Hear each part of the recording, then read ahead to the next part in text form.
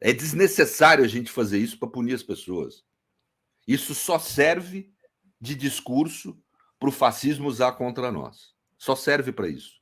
Não garante que não vai haver golpe. É mentira que prender um cara, manter um cara como o Anderson preso, garante que não vai haver golpe. A possibilidade do golpe, se ela existe, ela está posta. Né? E ela existe. Eu concordo que existe, mas ela está posta na sociedade. E você não vai prender metade da população brasileira, não existe isso. Quando o Alexandre de Moraes criou o processo lá das fake news, tinha uma discussão legal ali se ele podia investigar sendo juiz do caso, tal. Teve um debate sobre isso à época, né?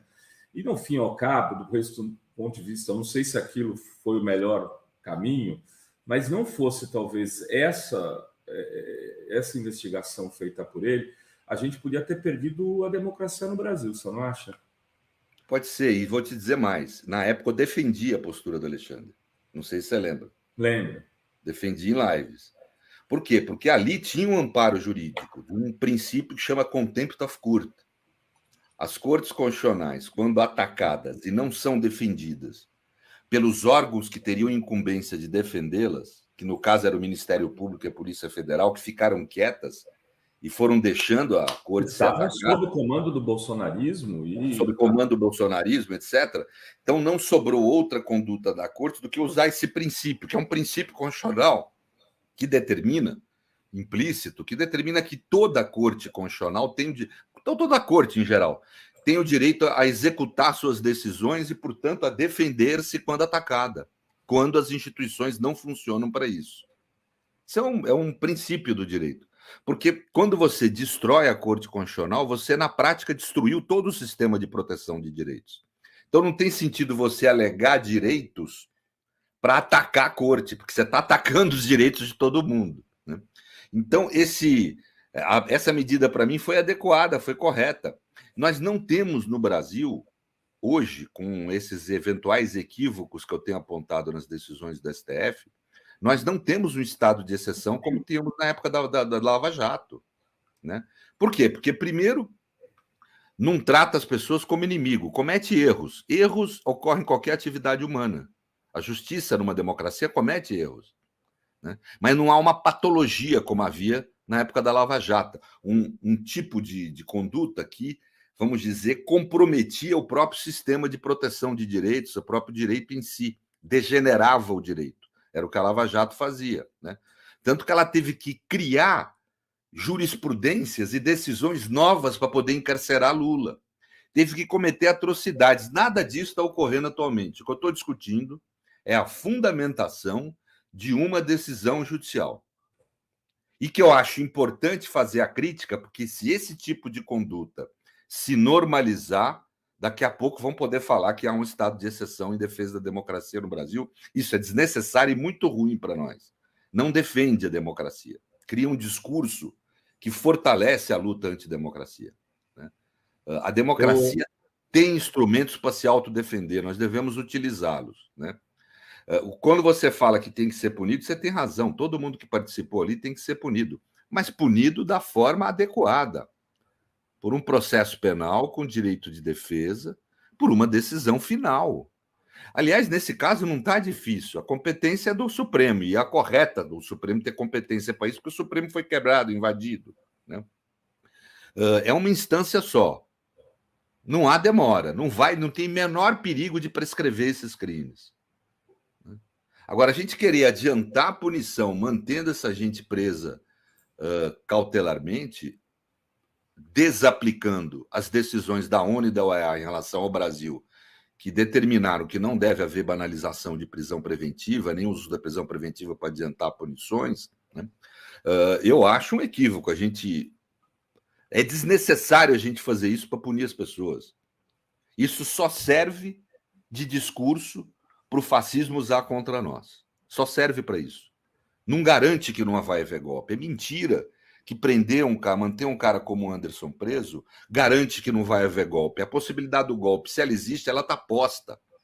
Né? E ela existe. Eu concordo que existe, mas ela está posta na sociedade.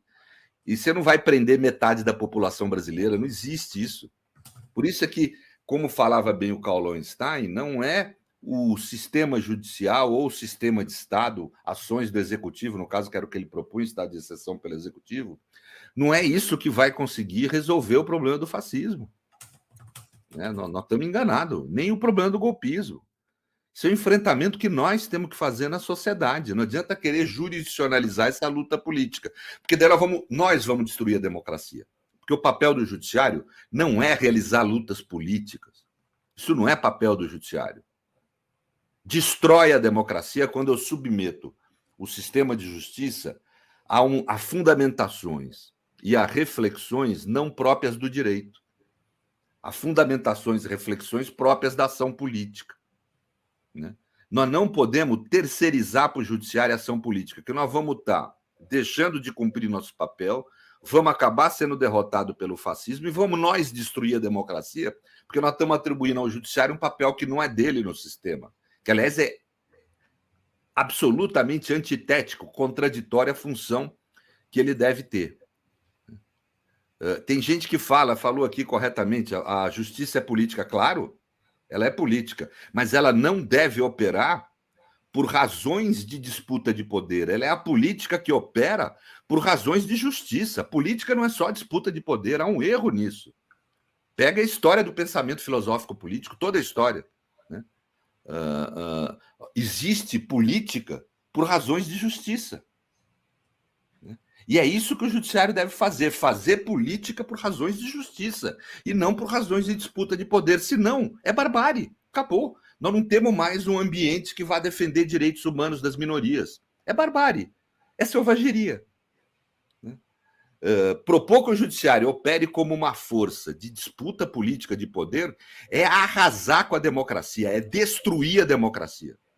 É o que o bolsonarismo propunha quando queria aumentar o número de ministros, quando atacava o judiciário por razões políticas. Né? Ou seja, o que o bolsonarismo não admitia era um judiciário que agisse por razões de justiça. O que há hoje não pode ser confundido. Houve uma crítica de colegas advogados muito bem intencionados que estavam conosco na luta contra os abusos da Lava Jato, grandes advogados, né? Maris de Oliveira, etc., que eles fazem uma crítica a outro problema que está havendo nos processos e inquéritos, que é a falta de acesso da defesa aos processos e inquéritos. Isso é grave. Se isso virar uma acusação dos advogados contra o que está havendo, isso pode comprometer essa luta contra a democracia. A defesa tem que ter direito a acesso a qualquer inquérito que ela queira, porque senão ela não consegue realizar a defesa. Então, há uma crítica séria no artigo publicado no Estadão, gente que nos apoiou desde o primeiro momento na Lava Jato, fazendo uma crítica a isso.